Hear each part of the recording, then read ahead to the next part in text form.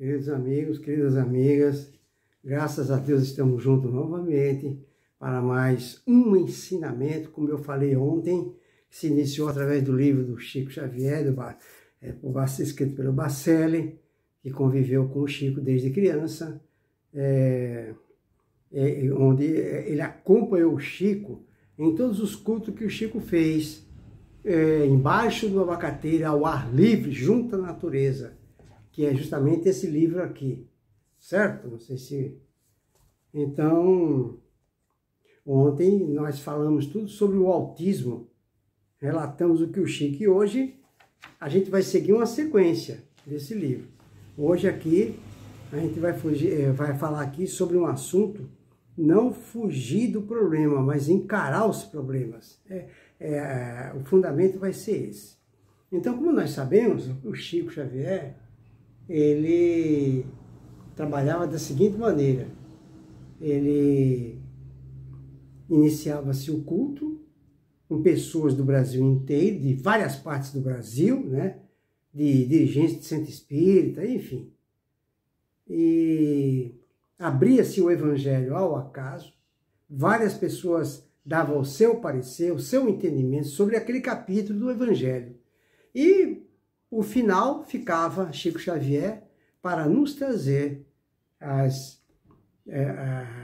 explanação de Emmanuel.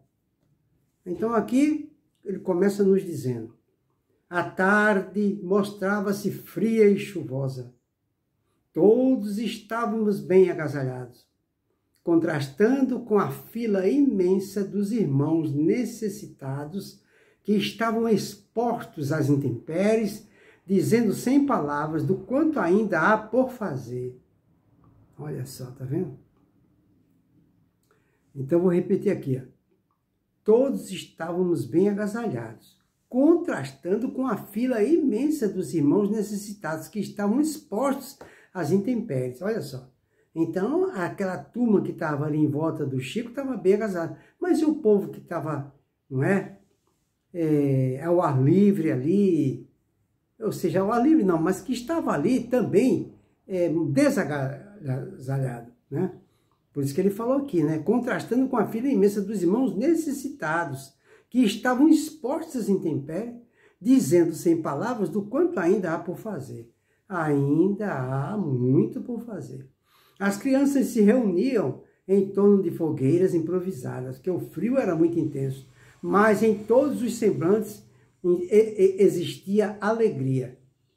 Então as pessoas estavam, todo mundo ali, os que estavam lá bem abrigados, bem agasalhados, e os que estavam, não é, passando pelas intempéries do tempo, todo mundo com semblante alegre.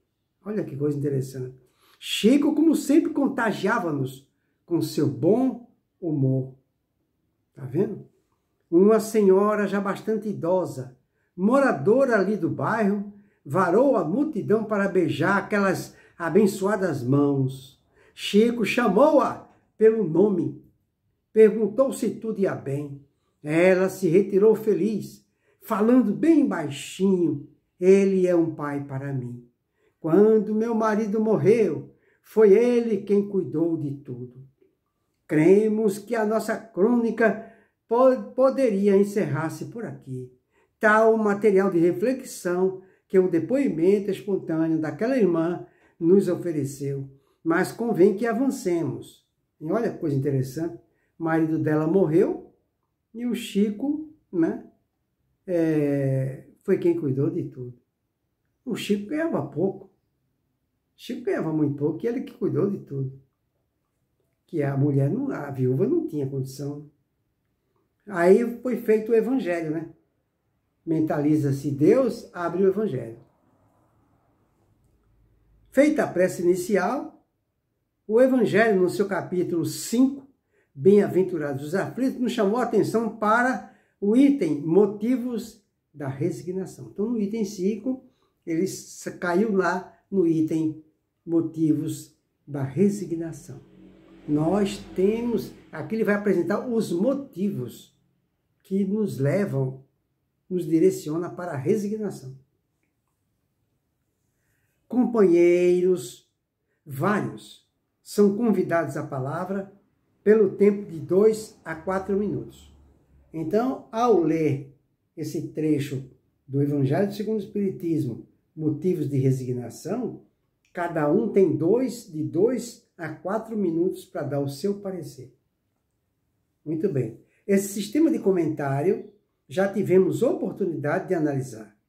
É o que melhor funciona, pois além de prender a atenção dos ouvintes em 4 minutos, é-nos possível sintetizar a mensagem que desejamos transmitir e depois cada um aborda o tema por prisma diferente.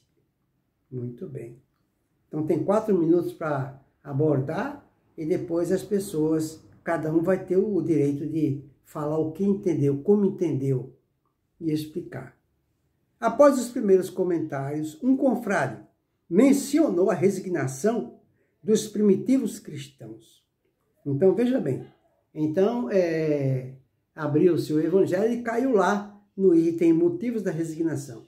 Quando as pessoas que foram convidadas a dar o seu parecer, um deles, está falando aqui, um deles falou assim, após os primeiros comentários, um confrade mencionou a resignação dos primitivos cristãos, testemunhando nas arenas do sacrifício a fé nas palavras do Senhor.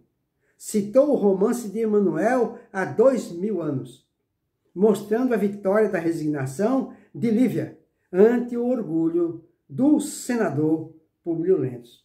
Então, uma dessas pessoas que foi convidada a dar uma explicação sobre o que ele entendeu, sobre o item motivos de resignação, ele mencionou, não é, aqueles irmãos nossos que entravam na arena sabendo que ia morrer, cantando e feliz. Isso é ser resigno. Isso aí é a comprovação exata de uma resignação. Depois ele deu um outro exemplo, falando do que aconteceu com Emanuel, baseando-se na informação do livro há 2000 anos, não é, mostrando a vitória da resignação de Lívia ante o orgulho do senador Públio Lentulus. O outro que foi convidado a falar, falou assim, o outro exaltou a excelência da doutrina espírita, que nos enseja vários motivos de resignação. Muito bem, isso é uma colocação. A palavra de Chico Xavier, aguardada com muita expectativa e ansiedade, fez-se ouvir agora naquele ambiente de paz. E ele contou uma lenda hindu, em que 2 irmãos desejavam conquistar a pureza, seguir a trilha de Mahatmas.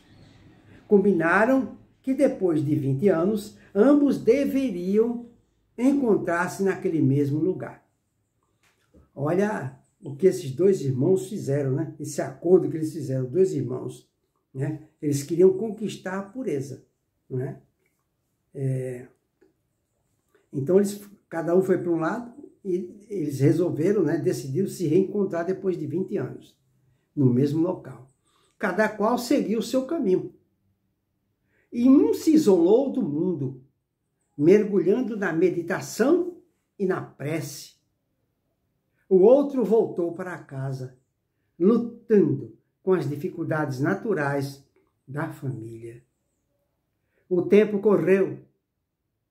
20 anos haviam se passado, quando os 2 irmãos fiéis, a palavra empenhada, reuniram-se no mesmo lugar. Olha só, um ganhou o mundo e o outro ficou em casa. Muito bem. Trabalhando, não ficou parado, não. O primeiro, que se havia isolado, não reconheceu o segundo, tal estado deplorável de imundície em que se encontrava. Estava sujo, rasgado, seguido por um grande séquito de necessitados. Esse é o que ficou, né? O primeiro exibia uma túnica muito alva e refletia grande segurança. Depois de se identificarem, foram à presença de um anjo do Senhor, que somaria as dúvidas quanto ao aproveitamento de ambos nas lutas da vida. A escolha recaiu em quem? Ele vai falar aqui, a escolha recaiu sobre o segundo, o que havia voltado para o convívio da família, expondo-se às tentações. Eu fico pensando, meu Deus, quantas pessoas preferem não é? Dão a vida para fugir de casa. Preferem sair para trabalhar, ser humilhado, passar sofrimento dentro de várias conduções que tomam para trabalhar, sofre no emprego, sofre com o relacionamento dos companheiros de trabalho, sofre com o subordinado, o subalterno, ou então com o superior, mas faz qualquer sacrifício, mas não quer ficar em casa. Faz qualquer sacrifício fora de casa, mas para ficar em casa, no convívio com a família, ninguém quer. Por isso que esses dois irmãos fizeram essa espécie de aposta. Eles queriam a pureza. Eles queriam a pureza e a felicidade. Então, cada um ia para um lado. Um voltou para casa, decidiu ficar em casa, junto com a família, que só dá pepino, só dá problema. E o outro ganhou o mundo. Seria mais ou menos como o filho pródigo, né? Quando, depois de 20 anos, eles se reencontraram no mesmo local, qual foi o escolhido? Chamaram um anjo para decidir qual dos dois mereceria viver a felicidade eterna. E o escolhido foi o que ficou em casa. Esse que ganhou o mundo voltou todo elegante, circunspecto, não é? Bem vestido, e o outro maltrapilho, todo sujo e fedido. Estava acompanhado por uma filha de pessoas pobres. Vamos ver o que aconteceu. Ele fala assim: cada qual seguiu o seu caminho. Um se isolou do mundo mergulhando na meditação e na prece. Então esse ganhou o mundo, ficou na meditação e na prece. O outro voltou para casa, lutando com as dificuldades naturais da família. O tempo correu, 20 anos havia se passado, quando os dois irmãos fiéis, não é, a palavra empenhada, reuniram-se no mesmo lugar. O primeiro, que havia se isolado, ficou dentro de casa, né, não reconheceu o segundo, tal estado, ou seja, o primeiro que se isolou é aquele que ganhou o mundo e ficou só orando, não é? Ficou só orando, não é? Deixa eu ver aqui, ficou na meditação e na prece. Muito bem. Então, o primeiro que havia se isolado, que é esse aí, não reconheceu o seu irmão que ficou em casa com a família. Tal estado deplorável de imundícia em que se encontrava. Estava sujo, rasgado e estava seguido por um grande séquito de necessitados. O primeiro exibia uma túnica muito alva e refletia grande segurança. Depois de se identificarem, foram à presença de um anjo do Senhor que somaria as dúvidas quanto ao aproveitamento de ambos nas lutas da vida. A escolha recaiu sobre o segundo, o que havia voltado para o convívio da família, que preferiu ficar com a família, expondo-se às tentações. Mas o anjo bom disse o primeiro, anjo bom disse o primeiro: eu alcancei a pureza máxima, ao passo que o meu irmão traz o joelho ralado pelas sucessivas quedas. Eu consegui atravessar o Ganges sem sequer tocar os pés na água. Olha que evolução! Ele atravessou o rio Ganges, né? Sem tocar os pés na água, de tanto poder mental que ele conseguiu. Que elevação que ele conseguiu. O espírito iluminado, depois de ouvi-lo, falou melancolicamente: ah, meu irmão, para atravessar o Ganges sem molhar os pés, bastaria que você construísse uma pinguela. Você atravessaria também do mesmo jeito. Ele quis dizer, o anjo falou para ele, né? Com a prece final, aí ele fala aqui: a lição nos tocou bem fundo da alma. Com a prece final, fomos todos dar o nosso abraço de amizade aos irmãos que nos aguardavam, na certeza de que o melhor processo de avançar será sempre trabalhar e esperar. Então, o Chico Xavier, ele resumiu, não é, essa passagem do nosso Evangelho, que é o capítulo 5, né, que fala sobre a necessidade da resignação, né, contando essa história que aconteceu com os dois irmãos, que nós não podemos ficar só, não é, na meditação e na prece, não é? O que é uma caridade? Por mais caridade que esse outro irmão tenha feito, por mais prece que feito, sem obra, Caridade sem obra não funciona. O outro não. O outro ficou em casa. Ficou em casa, aguentando todo tipo de humilhação, cobrança dos parentes. E ainda ajudou os necessitados. Não teve nem tempo de tomar um banho. De tanto que trabalhou. Aí o outro falou, mas eu adquiri tanta leveza, eu adquiri tanta evolução, não é? Uma evolução não moral, mas uma evolução através do poder mental, de tanta meditação, que ele chegou ao ponto de atravessar o rio Ganges sem tocar os pés na água, de tanta leveza que ele adquiriu.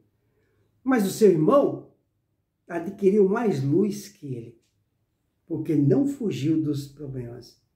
Porque o irmão sabia que os problemas que Deus nos passa é para serem enfrentados com muita fé, porque Deus está conosco. Fica aí, então, para a nossa reflexão. Amanhã vai cair aqui, buscar e achareis. Um tema muito bom. Então, fica aí para a nossa reflexão. A necessidade imprescindível de todos nós, que todos nós devemos ter para se resignar, orar, trabalhar ativamente no bem, com paciência, com renunciação, com aceitação, com resignação, com alegria e felicidade. Não fugir dos problemas. Porque os problemas, se Deus permitiu que eles acontecessem em nossa vida, é porque eles significam o nosso progresso, desde que sejam encarados. Fica aí para a nossa reflexão, que Jesus nos abençoe a todos.